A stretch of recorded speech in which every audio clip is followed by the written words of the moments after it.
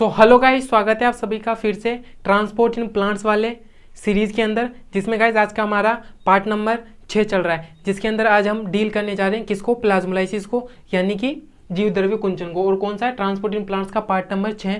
So guys चलिए हो guys, plasmolysis यानी कि हिंदी में बोलते हैं जीव द्रव्य कुंचन। तो देखो गाइस, प्लाज्मोलाइसिस कल की वीडियो कहाँ पे ख़त्म किए थे, तो वहीं से स्टार्ट करते हैं। प्लाज्मोलाइसिस क्या होता है कि अपन क्या करें, पादप कोशिका है, और उस पादप कोशिका को अगर अपन अतिपराशरी विलयन के अंदर, अतिपराशरी विलयन क्या बोलते हैं, हाइपरटोनिक सॉल्यूशन।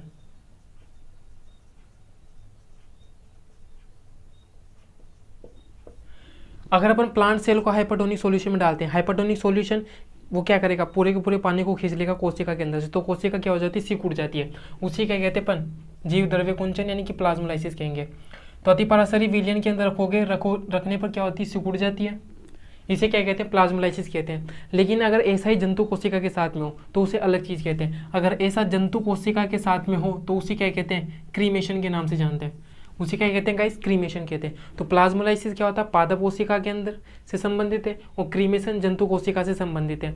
अब जैसे देखो गाइस, मैं यहाँ पर कोशिका का एक डायग्राम बना रखा है, जैसे कि ये कोशिका है और ये अंदर क्या है भाई, सेल मेम्ब्रेन वगैरह है। तो देखो गाइस, नोट पॉइंट क्या है, अगर मैं एक प्लाज्मोलाइज्ड सेल है, यानी कि क्या है, जीव द्रव्य कुंचित कोशिका है, तो जीव द्रव्य कुंचित कोशिका के अंदर भित्ति और जो जीव द्रव्य होता है उसके मध्य क्या पाया जाता है, अतिपराशरी विलयन पाया जाता है। और यहाँ से क्वेश्चन बन चुका है कि प्लाज्मोलाइज्ड सेल के अंदर भित्ति और जीव द्रव्य के मध्य क्या पाया जाता है, तो अतिपराशरी विलयन, अल्पपराशरी विलयन या समपराशरी विलयन। तो अतिपराशरी विलयन आपको क्या करके आना, आंसर करके आना। यानी कि यहाँ पर देखो गाइस, ये इसके बीच में यहाँ पर क्या पाया जाता है, हाइपरटोनिक सॉल्यूशन।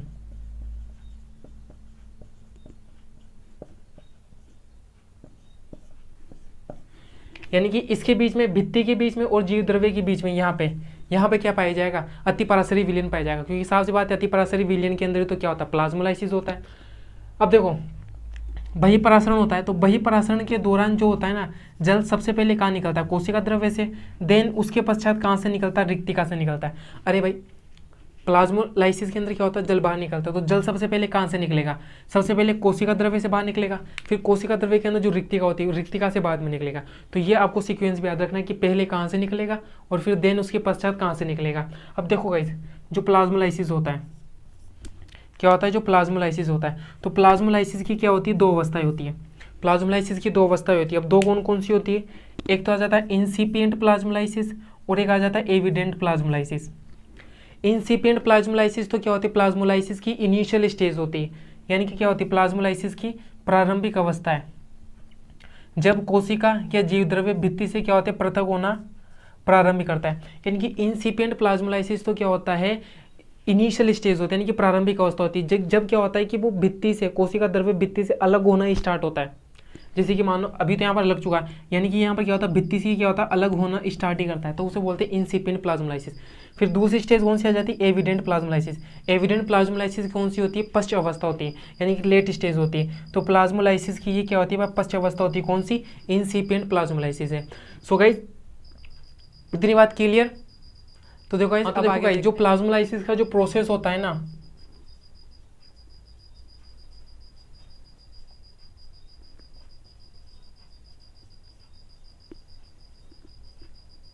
कि जो प्लाज्मोलाइसिस का प्रोसेस होता है ना, वो कैसा होता है, उत्क्रमणी होता है, यानी कि रिवर्सिबल होता है।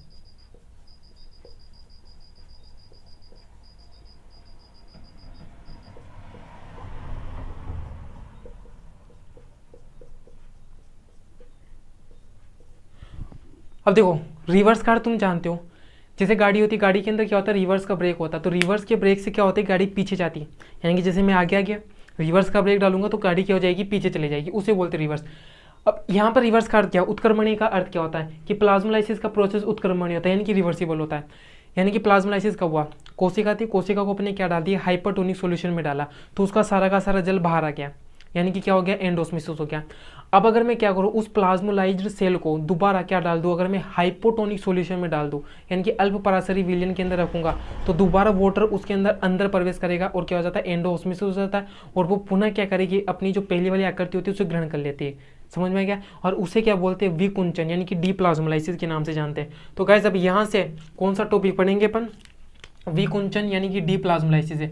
तो इस उत्क्रमणीय से यानी कि रिवर्सिबल वाले प्रोसेस से कौन सा आ जाता है, विकुंचन।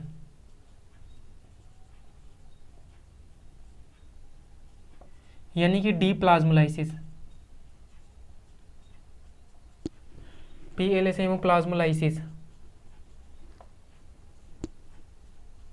तो देखो डीप्लाज्मोलाइसिस क्या होता है कि जीव द्रव्य कुंचित कोशिका है अपने पास में,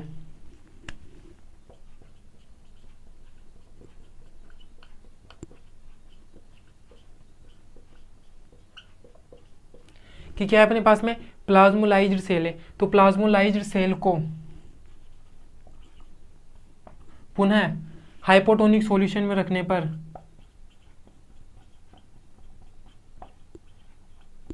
हाइपोटोनिक सॉल्यूशन यानी कि अल्प पराशरी विलयन,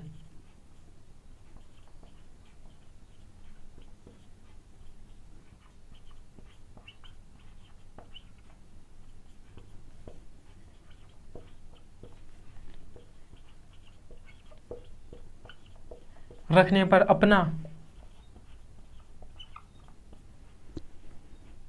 आकार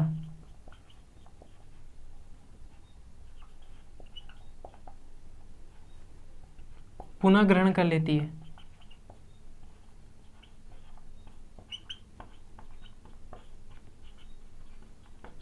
क्योंकि हाइपोटोनिक सॉल्यूशन में आप जानते हो क्या होएगा, अंतःपराशरण होएगा एंडोऑस्मोसिस के द्वारा।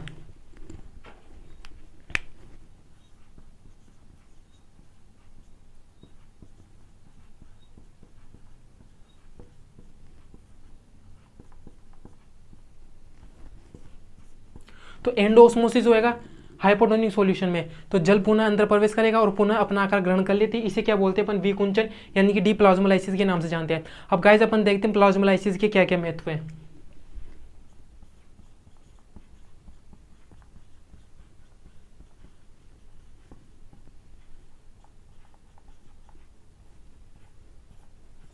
यानी कि इंपॉर्टेंस क्या क्या है। अब देखो गाइस प्लाज्मोलाइसिस का एक बहुत बढ़िया आपको क्या देता हूँ, एग्जांपल देता हूँ जो आप घरेलू उपयोगों के अंदर काम में लेते हैं। आपने देखा होगा कि जो अचार होता है, जो मार्केट से अपन अचार का डिब्बा खरीद के लाते हैं, घर पे गलाते हैं, उसकी क्या बात नहीं कर रहा मैं, मार्केट से जो अपन क्या कहते हैं डिब्बा के अंदर जो पैक अचार होता है वो वाला खरीद के लाते हैं। तो उसके अंदर क्या होता है, नमक की सांद्रता बहुत ज़्यादा होती है। नमक क्या होता है, बहुत ज़्यादा डाल करके रखते हैं, यानी कि नमक की कंसंट्रेशन बहुत ज़्यादा होती है। नमक बहुत ज़्यादा यानी कि हाइपरटोनिक सॉल्यूशन बनाते हैं। वो क्या बनाते हैं गाइस, हाइपरटोनिक सॉल्यूशन बनाते हैं। तो हाइपरटोनिक सॉल्यूशन के अंदर क्या होता है, ये वाला प्लाज्मोलाइसिस वाला प्रोसेस होता है, यानी कि कोशिका के अंदर से पानी पूरा बाहर निकल जाता है और क्या होता है, अचार लंबे समय तक चलता है। यानी कि अचार को क्या होता है, वो सुरक्षित रखने का एक प्रकार का उपाय है। तो भोज्य पदार्थों को संग्रहित करने के अंदर तो पहला कौन सा आ जाता है,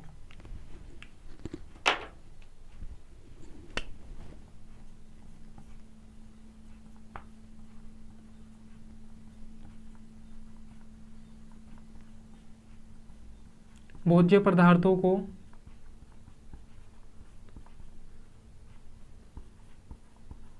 संग्रहित करने में। बेसिकली इसमें किसकी बात करेंगे अपन, अचार की। अचार के अंदर नमक की सांद्रता ज़्यादा रखी जाती है। दूसरा वाला पॉइंट क्या आ जाता है, खरपतवार को नष्ट करने में।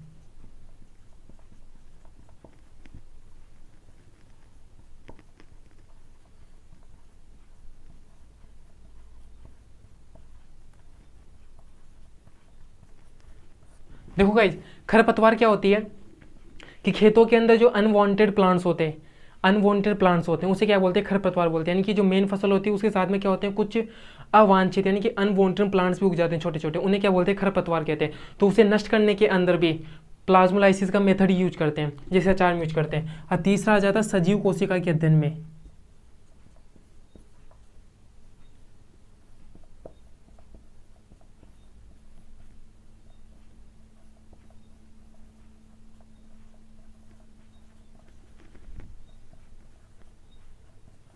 क्योंकि हिसाब सी बात है गाइज कि जो प्लाज्मोलाइसिस का प्रोसेस होता है ना वो सजीव कोशिका के अंदर देखा जाता है। तो इस प्रकार से क्या हो जाती है, पहचान में जाती है कि कोई कोशिका सजीव है या निर्जीव है। तो सजीव कोशिका के अध्ययन में भोज्य पदार्थों को संग्रहित करने में, जिसमें बेसिकली आ जाता है अचार। अचार के अंदर नमक की सांद्रता ज़्यादा रखी जाती है, याद रखना।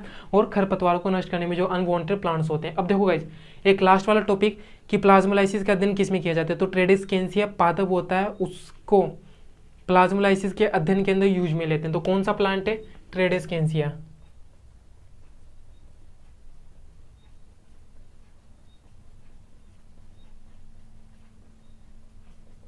प्लांट को यूज करते हैं।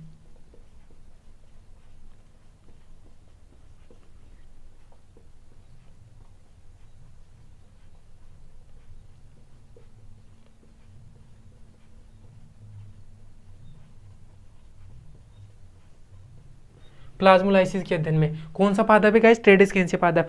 सो गाइस आज की वीडियो यहीं पर रखते हैं। आई होप आपको पूरे अच्छे तरीके से समझ में आया होगा। और गाइस अगर आपको समझ में नहीं आया तो आप मुझे व्हाट्सअप मैसेज कर सकते हैं, नीचे कमेंट बॉक्स डाल सकते हैं, आपके पास में बहुत सारे ऑप्शन हैं। सो गाइस नेक्स्ट वीडियो के अंदर मिलेंगे जिसमें अपन डील करेंगे वाटर पोटेंशियल यानी कि जल विभव को। सो गाइस धन्यवाद। और अभी तो रुको, क्लाइमैक्स अभी बाकी है।